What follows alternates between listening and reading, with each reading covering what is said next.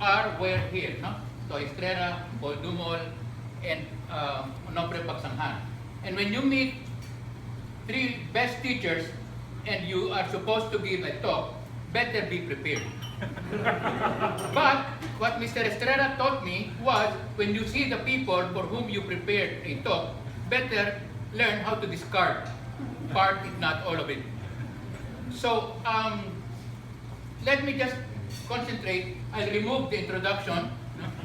And I'll remove the last 2 pages. Remove the introduction.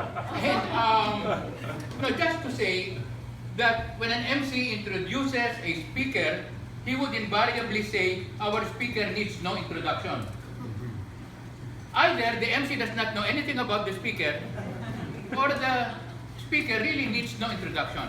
And Toy Estrera does not need any introduction. In fact, I think that should you decide to put something on the gravestone, the epithet for him would be the same as the epitaph. The epithet is Toy Bernal Estrera, teacher. And that would also serve as the epitaph. Okay. I first met Toy in a conversation in the director's office of Southridge. And at that time, he made his commitment, I will teach here upon the invitation of Dr. Dumol. But then, 2 days later, he received a call from Arneo. No? You know, this is the school in front of Starbucks along Katipunan Avenue. And he was being invited to go back to teach Latin in Ateneo because the Jesuit Educational Association decided to restore Latin in all Jesuit schools worldwide. But number one, he had committed himself to us, and he had to stay. Number two, we had all the Latin books of Ateneo, no? Which had the names of Paul Dumol, etc., inscribed on them. The Henley series, which eventually was changed by Mr. Estrera. Okay. So, on his 7 February Demay, 7 special things that I learned from Toy. I mean, if I will speak more than 30 minutes, I will just cut. Okay, Mr. Estrera was asked, Mr. Estrera, what do you teach? And he said, why, I teach students. How about you? What do you teach? And that was his succinct reply. And we teach students, really, not subjects. And that's why Mr. Estrera, I mean, I was the 3 best teachers in my life never gave me grades, no? Because they taught me. They did not teach subjects. This Estrera anecdote had so powerful an impact on me that I never failed to insert it in my talks, regardless of the topic or theme. No? I would somehow insert it in the talk. Okay, second, that language cannot be dissociated from culture, from the minds and hearts of a people. Go deep in the language and the etymology of its vocabulary, and you capture what people had in mind in crafting the expression. That's why, when you got married, you're married, no?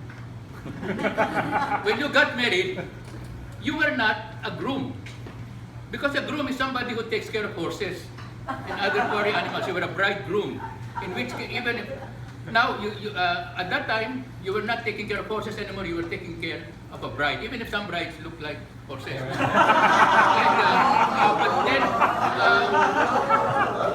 but then bride etymologically means vessel of life, and that's why in a wedding, in matrimony, matris, the bridegroom has to be accompanied by a bride. No? Okay, third, that art appreciation cannot be dissociated with time. That time is where your heart is. That one cannot say, I have no time for a thing he loves. Toy's heart and time were in aesthetic, in beauty. And that's why he spent 5 hours staring at the restoration work in the Louvre, an equivalent of 3 days just going around the Louvre, and 5 hours in front of the Mona Lisa. Fourth, that wasting time is different from wasting time. The first refers to a teacher who makes his students copy notes on the blackboard coming from a textbook that everybody has anyway. No? And the second refers to what Paul Dumol calls creative diversion. I think that was what it was called. As for example, teaching Latin grammar cleverly and seamlessly woven into the native's culture and lifestyle. 5. That Latin, a dead language, is still of immense practical value in today's world in sharpening the mind. We did a correlation study between math and Latin, and the correlation ratio was pretty high. In conscientious confession, when Estrera was in southern France and he saw in the church no English spoken here, and he wanted to go to confession, he asked the priest if he could go to confession. He used French, but his French was already deteriorating. So he thought of using Latin. Potestas audire confessione meam. And the French priest said, qu'est-ce que c'est, qu'est-ce que c'est? Oui, oui, oui, oui. And he confessed in Latin, and the priest gave him advice in Latin. And the priest was ecstatic because the last time he talked in Latin was 30 years earlier. In gaining admission to universities, the first batch of graduates, I think, had a 100% passing rate. The one and only time.